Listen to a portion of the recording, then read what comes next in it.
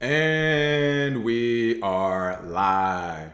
Good morning, crypto warriors, and welcome back to the Gentlemen of Crypto, episode 533. Today is Thursday, January 23rd, and I'm King, here to bridge the gap between community and crypto every day, Monday through Friday. And of course, a lot of news stories today. We got a Venezuelan selling petrol at local Bitcoins at half the official price. Greece extradites alleged launderer of $4 billion in Bitcoin, Alexander Finnick, to France. Jack Dorsey's Square awarded patent for real-time crypto to fiat swaps. And Pornhub adds Tether stablecoin as new crypto payment option. A lot going on today. Of course, first and foremost, let's go ahead and check out those prices. Bitcoin's coming in today at $8,295, down 4.24%. Ethereum's at $160, down 3.89%. Ripple's at 22 cents, down 5.98%. Bitcoin Cash at $319, down 7.95%. And last but not least, EOS is at $3.53, down 3.56%. So as you can see, almost everything, if not everything, is in the red today. Of course, we know that gold. Oh, List. Haven't seen List in forever. I think List actually used to be in the top 10, all the way at the bottom. Qdom, haven't seen that in a while. So, yeah, everything's down for the most part today. As we expected, this continuous chop goes on. I know everybody was excited about the price pump. I see all the websites. Cointelegraph is mentioning, the rush, or the race to $9,000, $9,200, $9,500 being the next benchmark. But if you remember, I mean, it wasn't too long ago, a few months ago, we were at the $11,000 range, and we were right back down to $6,000, $7,000 range. So again, this is all normal, and I expect to continue to see the price go back and forth and up and down until we get closer to the halving. But that will be a good determination of where the price is going, because as we get closer to the halving, let's say next couple weeks, especially after the Chinese New Year, we'll have a realistic view of where the price of Bitcoin is going to go this year, if it's going to start to pump slowly again, which we kind of seen, or if we'll see that dip. So we'll see what happens. What's going on, Antonio from the UK, PFC Wells going on track, Christopher Ladd, Donna Muhammad, Mr. Gibson Sr., Crypto and Culture, what is going on? Crypto and Culture, I saw you posted up with Bitcoin Zay down there in Miami, man. I'm glad it all worked out for everybody. All right. Top story of the day: Venezuelans selling petrol on localbitcoins.com at half the official price. And again, shout out to Cointelegraph and their artists and their artwork over there. I mean, hilarious. It looks like a state-run party for the petrodollar here of the announcement, and everyone has the flags, the horns, and the flowers down as everyone walks away. I'm assuming in dismay, as the plan did not work as planned. Looks like Venezuelans are reportedly selling the state-launched Petro cryptocurrency that was airdropped to them recently. Though the government claims to have fixed the value of one Petro, or PTR as they call it, at $60, the market price on local Bitcoins was reported to be only half of that. Again, the market decides in this community. It's one of those things where this is the exact same reason why CBDC would not work. You can say our CBDC, or our United States digital dollar, as Giancarlo's trying to create, you can say these things are going to be worth whatever you want. But at the end of the day, when you're dealing with a global market, the market will decide. Especially when you're dealing with new currencies. It isn't like the United States dollar that's been around for a while. The military has fought many wars on behalf of the United States dollar. So that kind of implementation kind of forced its way into everyone's hands. It forced its way into the price, as far as the pricing of it. $1 is $1. That was kind of hoisted upon people, right? So when you're creating a new currency, especially in the digital age with technology, just because you're the government, you say this is going to be worth $60. If there's someone else in a different country, the same country, can say, hey, just give it, I can give you 10 for it, 20. Like, that's how I think it's worth. And people are selling it for that. That's how much it's worth. So that's what's going on here. Looks like, according to a Reddit thread, Venezuelans are turning to local Bitcoins to sell their airdrop Petro amid disastrous economic conditions. Of course, this follows the airdrop that was claimed to 6 million people in December. The Reddit user claims that the government initially allowed the usage of Petro to buy products through a biometric app, but it soon shut it down as people flooded to the few stores that supported it. So that actually is a good thing when you're talking about digital currency and the adoption of it. Even though it was a state-backed digital currency that was airdropped to people, people used it. They figured out what they could do with it. They figured out how to exchange it for bolivars in this case, or any other currency they can use in their country. But the important thing is they use it. So, when we talk about President Maduro, depending on where you're at in the world, you might say great person, great president, or dictator, disastrous war crime. I don't know, right? Depending on what side of the fence. We're not talking about that. What we're talking about is other governments looking at him as a compass of where they might go next. Of course, Iran was talking about creating their own digital currency. Russia has talked about creating their own digital currency. Of course, the United States has talked about it. All these countries have talked about it. No one has done it because they're not sure how it will affect their monetary policy as we know it now, and their economy as they know it now, or how that would hold up. But we're actually seeing it in Venezuela. If the government were to airdrop, or if something like Facebook's Libra coin were to come out and airdrop coins, people would find a way to use it. So I think that's important to highlight because, again, whether you like President Maduro or what's going on in Venezuela or not, this serves as a base hit to mass adoption. We always talk about that. Like, hey, we started looking at this thing different around 2018 after we saw how heavy the regulations or regulatory environment was. It was about, all right, we're not about to get this home run overnight. Everyone's not going to adopt Bitcoin, even though it's a beautiful technology. It's not going to happen like that, right? We've been seeing it. We see the FUD pieces. So the next best thing you can get is those base hits. You're not always going to get the home run, but this is definitely a base hit that people are not only received the airdrop, but they went to localbitcoins.com to sell it. And of course, what else is on localbitcoins.com? A ton of other cryptocurrencies you can buy and sell and trade. So again, it's a base hit. It brings them into the cryptocurrency space and it introduces them to a lot of the values the crypto space has. So it's a good thing. It looks like some government exchanges are reported to support PTR as well, but the exchange rate deviated too much from the official price. So again, the market decides. One thing I did miss that I want to mention is the biometric app. They created crypto, they airdropped it. They actually had merchants around the state that would accept it, and it was flooded. This is amazing. This is 2017 for them, people. That means the merchants, even with the apps, could not scale. We saw that in 2017 with a ton of companies where all of a sudden the price of Bitcoin's at 10,000, 15,000 for the first time. People are excited. Everyone's flooding the Bitcoin. Exchanges are shutting down or closing off new registration applications for users. Businesses are literally, people are shutting down social media. They're shutting down parts of their website because they couldn't keep up with the demand, right? But of course, while that price ended up going back down to 3,000, whatever, in 2018, 2019, the fact is that in the year 2017, because of all the hype that went around Bitcoin, a lot more people learned about it. So I think this is what's happening in the country right now in Venezuela.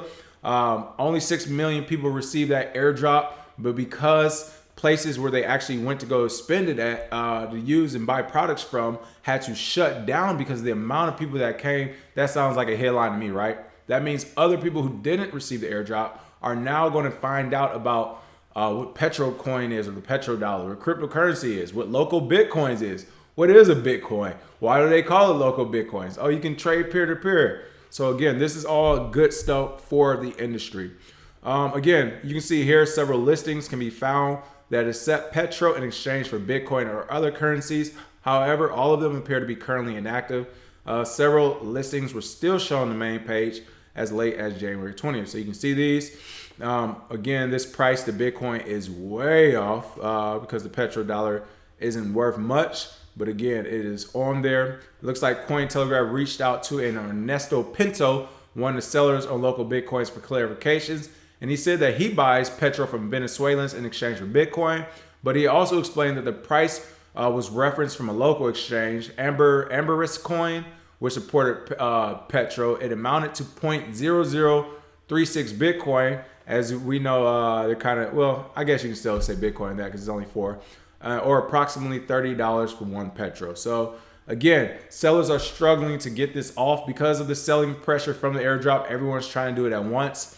To put this in terms for those who may have experienced it here in the States or previous airdrops, it's the same thing as when Bitcoin Cash was launched and Bitcoin Gold was launched, and Bitcoin Private and whatever other Bitcoin.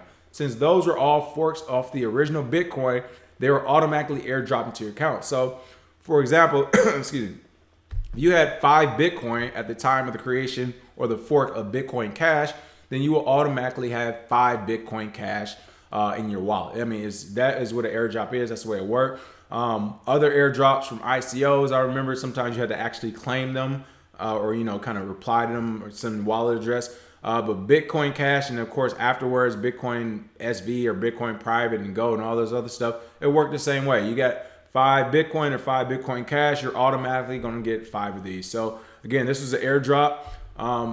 Again, another reason why we say the government can't control Bitcoin or cryptocurrency in general, or ICOs for that matter, because even if you really want to, as they're doing and arresting all these people, and you can't create crypto, all someone has to do is create a cryptocurrency and airdrop it to 6 million people, and next thing you know, you have a new economy. So it's crazy to see this. As it says here, the majority want to sell it because of an airdrop, where 8 million people want bolivars because the bolivar makes it easier to purchase things. Another important point I want to end this on, the only reason people are exchanging it is because they can't use it right now. So the moment these merchants actually say, all right, we have something in place for you to use your what is it called, the petrodollar here, then they'll actually use it. They're selling it because they just can't use it. So again, crypto's the future is another case example here. And it's crazy, speaking of this story, next up is Jack Dorsey. Jack Dorsey's Square was awarded a patent for real-time crypto to fiat swaps. So it looks like something that could definitely be used down in Venezuela right now. Couple quick shout outs. What's going on, Madam Crypto? Oh yeah, Crypto and Culture. That was you. Okay, I thought so. What's going on, Cozy Josie? I want to start off this story again. Jack Dorsey's Square awarded patent for real-time crypto to fiat swaps. I want to start off this story saying this caught me off guard. There's already BitPay, which we know about. Paxful, I'm not sure they do it to fiat, but this technology is already out there. We've talked about this technology, I mean, literally since we started going on live in 2017. We were using the technology ourselves in 2016. So I'm not sure exactly what the patent is or how it differs, but crypto to fiat swaps are already out there. Jack Dorsey Square isn't the first people to do it, so maybe the swap has to do with maybe doing it on a mobile phone or a certain way. I'm not sure. It doesn't really get into too much detail about it. I know the patents here. I'll pull that up and see if we can find it.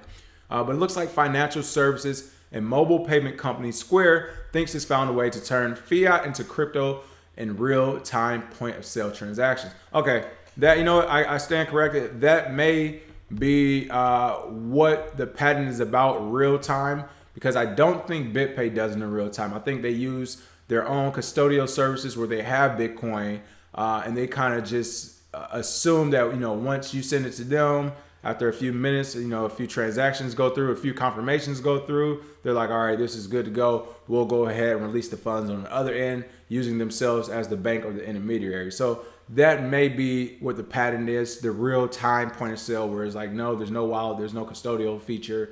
It just automatically switch. So if that's what it is, that would be pretty cool to see. But it looks like on January 21st, the United States Patent Office awarded a Square patent for a technology that the team argues cracks a present barrier in merchant transactions. Quote, all cryptocurrencies face the same drawback and that they are not widely accepted. Presently, cryptocurrencies like Bitcoin are not accepted by most retail merchants or even by most online merchants. Looks like the team cited a number of drawbacks to the current crypto spending. Transactions take a while to process, of course. We know that. Minor advances still defy practical timelines. Of course, they use the infamous buying a cup of coffee transaction that the blockchain could take hours to record. Again, I do like that, they're talking about Bitcoin for this, and this is important when you talk about scale. But as we also always say too, when you're talking about cups of coffee now, that's why you have the Lightning Network. That's why you have thousands of other cryptocurrencies now where you do not have to only use Bitcoin, and some blockchains that are smaller, only because they're smaller as far as usage rate, may transfer or complete that transaction a little bit faster, only because it doesn't have the amount of people on the network as Bitcoin. So there's already workarounds for that, but it is good to see this. It looks like also they say the technology would receive a request for payment in the consumer's asset of choice while using a privacy coin and approve it for the merchant to get full value in their asset of choice, all in real time. So this is pretty cool. if they can get just to their point of sale devices. We know Square has the point of sale device that you can plug into your cell phone or laptops and all the other good stuff. So they have been ahead of the curve when it comes to POS devices. And that's a great thing. They've been ahead of the curve on the technological side of things. So I hope this actually works. If this works, it'll be pretty cool. Again, also on January 21st, Square announced on his blog the start of a Lightning Development Kit, LDK, larger than a node. LDK will customize experiences for wallet and application developments, including an API, language bindings, and demo apps. It looks like the shaky structure of Lightning, as is, the blog argues, is just that, shaky. Improvements, however, will lead to low-fee Bitcoin payments as common cash used to be. Only thing about this, I haven't done my research on the LDK, Lightning Development Kit. I see they're calling the Lightning Network shaky, which is brand new. We've talked about this still. It's only maybe 2 years old, so of course it's still shaky. But I do think it's a good thing, and this is the important thing about all this open source technology, is that anyone else could just pick it up and improve upon it. Now, my only thing about Square is, if their Lightning Development Kit that they create, I hope it to be open source. If it is not open source, I'm not trying to hear it, whether it's shaky or not. It's like, no, we're going back through centralized means of processing payments. So if it's open source, I think that's pretty cool. They're giving it to the community. But of course, that remains to be seen, because at the end of the day, Square is still a company that needs to make money. And to take a peek at this patent, as you can see, the USPTO patent full text and image database here. We have this cryptocurrency payment network. Again, this is all Square folks on it. This is the official patent. You can go to this. I'll put this link in the chat right now if you want to read this. But yeah, it has what the claim is: a method of settling a transaction compromising receiving by a payment service, a request for payment associated with a transaction between a first user and a second user, wherein the request specifies a payment in the amount of fiat currency. Again, you can read all these claims here. Looks to be a pretty interesting patent. It is definitely super long. But if anybody wants to check it out, again, I'll put that link in the chat box right here, right now. Let's see. Crypto and Culture said, hope Twitter not the new BAT. Exactly. So that's my thing too.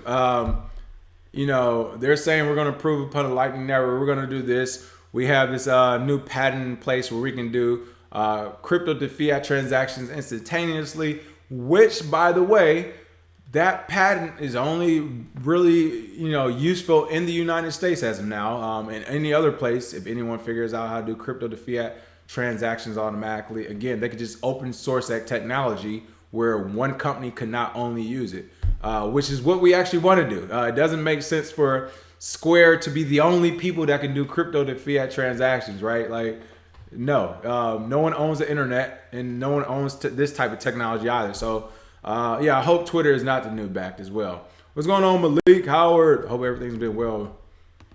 All right, Greece is in the news. I know we mentioned this about a month or two ago, that they officially had confirmed they were going to do it, but it looks like they officially did it. That is right. Greece extradites alleged launderer of $4 billion in Bitcoin, Alexander Finnick, to France. Now, we covered Alexander Finnick on many shows. Again, it is like conspiracy / half truths going on, but this dates back all the way to 2014. If you don't know who Alexander Finnick is, he was the alleged operator of BTCE, an exchange which allegedly also may have laundered over, however many billions of dollars, right? That same billions of dollars that they laundered also may have came from the 2014 hack or shutdown of the Mt. Gox exchange, where they lost all of their money, right? Of course, that money as well as the money with Alexander Finnick and BTCE has a lot of ties to Russia, the president there, the government there, as well as some of the oligarchs and organized criminal activity, according to the United States side.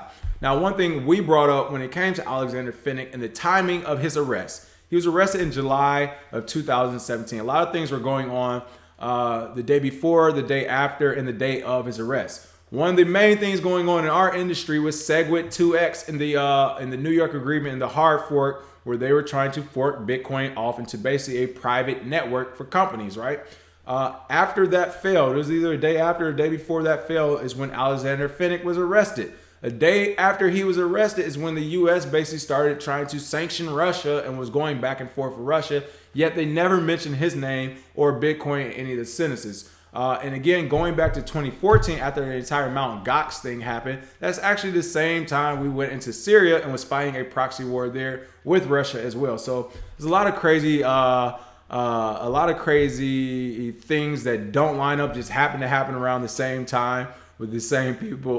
But long story short, Russia is pissed off about this right now. It looks like Greece Council of State ruled for the extradition to France a former operator of now shuttered crypto exchange BTCE and Russian national Alexander Finnick. Now, of course, Russia was like, if any of this is true or false, why is Greece holding a Russian citizen on behalf of the United States and not giving it back to us to handle? Could you imagine if the United States was pissed off at one of our citizens, or pissed or not, or the United States wanted one of our citizens back and Iran was holding them, or you know what I mean? Afghanistan or Venezuela was holding them, or one of their proxy countries that they work with was holding them, we would not be happy. In fact, we would probably send a team of Navy SEALs or Delta Force or Delta Special Forces over to get them right back. So it is kind of crazy seeing that we're doing the same thing. We're pissing Russia off. But it looks like English language local news outlet Greek Reporter reported on the court's decision on January 23rd. Yesterday, Russian news agency TASS, who's been covering this thing since 2017 as well, reported that Russian Foreign Ministry Sergei Lavrov protested the decision to extradite him to France is inadmissible as long as no explanations have been provided why he is not extradited to Russia. His family has been broken up, his right to life and health violated. Greece is obliged to hold prisoners in conditions that do not allow torture and bullying. Now, one thing I didn't mention, and the reason why they're bringing this up, is because Alexander Finnick, if you can tell by this article, he's looking kind of sickly, kind of thin. He was not looking like that when he went into prison over in Greece. In fact, he was looking very good because he was sitting on a few B's, as in billions of dollars. Of course, he said he wasn't the operator of BTCE. He was just basically a consultant or worked with them. I don't know exactly what he was. No one does. But since he went over to Russia, I think it was around the beginning of, I would say maybe the middle of 2018, maybe toward the beginning of 2019, he went on a hunger strike. He was like, look, I'm not eating, I'm not playing this game. I'd rather die than play this game. And since then, he's been on that hunger strike. So that is what Russia is talking about when his life and health has been violated. It looks like his alleged crimes, again, we're going back to late July 2017. Vinnick was arrested during a vacation in Greece by local police and accused of heading a group that laundered $4 billion in Bitcoin over the course of 6 years. Vinnick is believed to have a direct relationship with the infamous hack of cryptocurrency exchange Mt. Gox, which, by the way, they've never wrote about this. Today was the first time I actually saw it written in the article. So again, Cointelegraph, can you please give us a shout out, because we definitely were the first to mention that relationship there. But Vinnick is believed to have a direct relationship with the infamous hack of cryptocurrency exchange Mt. Gox. The Bitcoin obtained through the heist was reportedly not only laundered by BTCE, but also were on Finnick's wallet. The total amount is 300,000 BTC. The Mt. Gox trustee also contacted the United States Department of Justice in search of information about Alexander Finnick, the alleged operator of BTCE, in early October of 2019. Again, people, if you just trace the dots, no conspiracy theory, I'm just saying, the Mt. Gox thing in 2014 happened. All of a sudden, we invaded Syria and we fought a proxy war in Russia. A few years later, Bitcoin is trying to get hard forked into basically a private company's control. And as that did not work out, all of a sudden, Segwit2x happens. We go arrest Vinnick while he's on vacation in Greece and say he is the alleged operator of BTCE, which has direct ties to, of course, Mt. Gox. And then literally 24 hours, I mean, if you look at this back in 2017 when it happened, people, 24 hours later, we were sanctioning Russia and literally going back and forth with Russian news. No one knew where it came from. Oh, and by the way, I forgot to mention one of the biggest points too. Some of that alleged money that was laundered, the reason why it was such a big deal and why we sanctioned Russia 24 hours later is because they think some of that money is the same money that had to do with Russia, interfering in the United States elections. Again, none of these things have been mentioned in mainstream news, but if you just look at all the moves that are made behind the scenes, it adds up. Again, we're talking about $4 billion that they know of. $4 billion. So a lot of money that's out there floating around that belongs to either some Russians, some United States people, who knows? But it's $4 billion out there, and of course, this guy is the point of interest of all of it. It looks like earlier this week, lawyers for Alexander Finnick filed a complaint alleging violation of their defendant rights. Again, this whole thing is about where he should be extradited. The reason why, of course, this is important as well is because while Russia is saying, hey, maybe he did it, maybe he didn't, we'll try him here, the United States and other countries are arguing, no, you know he did it because you're also in on it. And if we send him back to you, you're basically going to say, great job, give him a promotion, and make sure he lives the rest of his life as a very wealthy man. That's what some countries believe Russia's going to do because he helped make Russians money, of course. So who knows where this is going to go? We said it back in July of 2017 when this story first broke. I mean, when the story first broke, it had conspiracy theory written all over it. Because it was just like, wait. Yesterday we talking about SegWit and New York Agreement and everything else. Today, Finnick, and then 24 hours later when the whole sanction against Russia happened, it was in our face. So definitely going to keep following this story. It looks like he is officially headed to France after spending almost 2.5 years in a Greece prison, half of that under a hunger strike, and now he's going to France. So crazy story. Again, he's going to these countries because they are all friends of the United States, and of course we want him back in the United States as soon as possible. But if we can't do that, then of course we'll be happy with Greece or France holding him down for us. All right, and last but not least, we always say great news story. For some of you out there, I'm sure this is a great news story. As the Chris Rock joke went, porn is a multi-billion-dollar industry, but I'm the only one that watches it, right? So again, this might be great news for a lot of people out there, but Pornhub adds Tether stablecoin as new crypto payment option. That is right. Shout out to Tether, I guess, right? Shout out to Tether. It looks like adult entertainment website Pornhub has added a new cryptocurrency payment option after PayPal had abruptly stopped servicing its models in late 2019. This is what we talk about, people. Another basic. The institutions, the legacy institutions, banks, PayPal, and everyone else who is charging 3 to 4% or whatever else on each transaction of your own money. Again, that's like $3 to $4 every $100 you spend. Think about that. If you're trying to spend $1,000, $10,000, $100,000, it's unacceptable, right? Well, these same companies who have all their little rules and regulation of how you can use money. No, in banks, you can't bank on Sundays. You can only do it Monday through Saturday. On Saturdays, you can't do it after 4 p.m. I just put a check in the bank on Saturday at like 4:30. It took until Tuesday to clear because of the holiday. I put my money into a bank on a Saturday afternoon. I cannot access that money until Tuesday. That is a dated technology, and it's crazy that we're even using it. And the only reason I use it is because in Hollywood, it's a lot of old rich people, so they still use checks for everything. I mean, it's basically it, so I have no choice. But this is the reason why people will go to cryptocurrency. It's inevitable. This is why the war is won.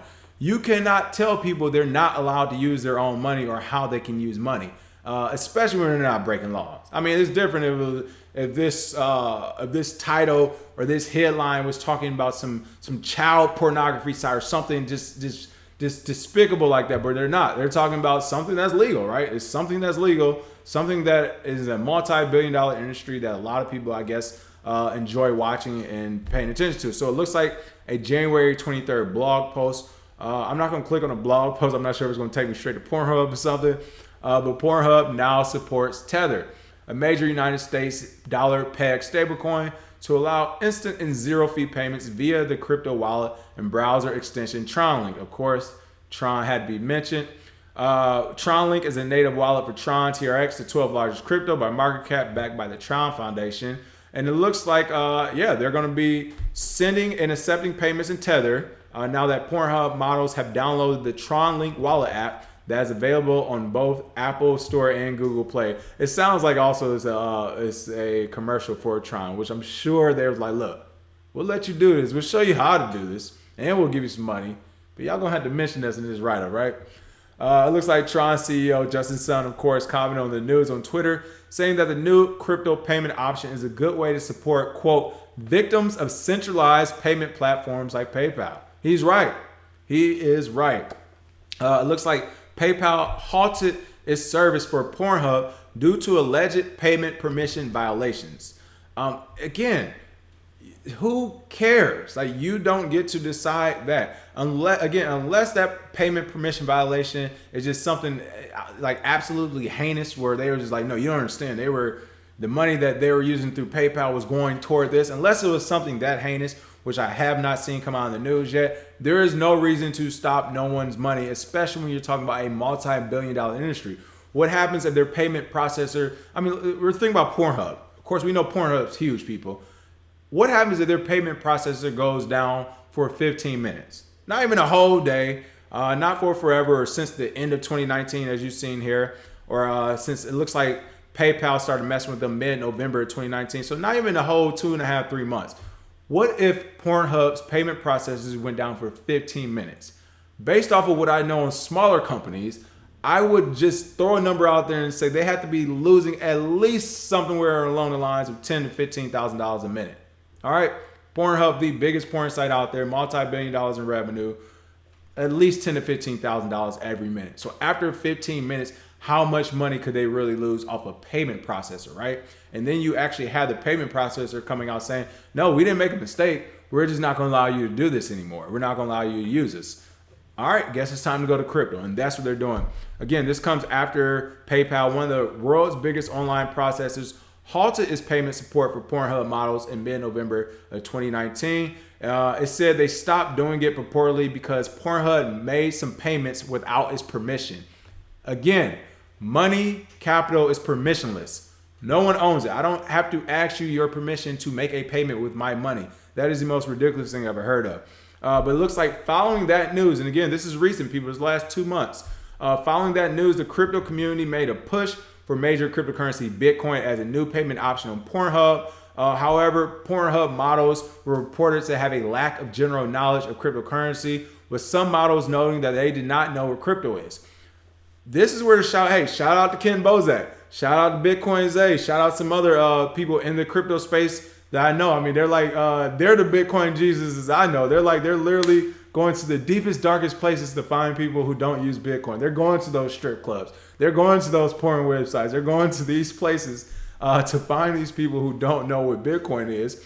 As funny as it is, this is actually the market for it. These are actually the people who need to use it. Hey, you're an exotic dancer.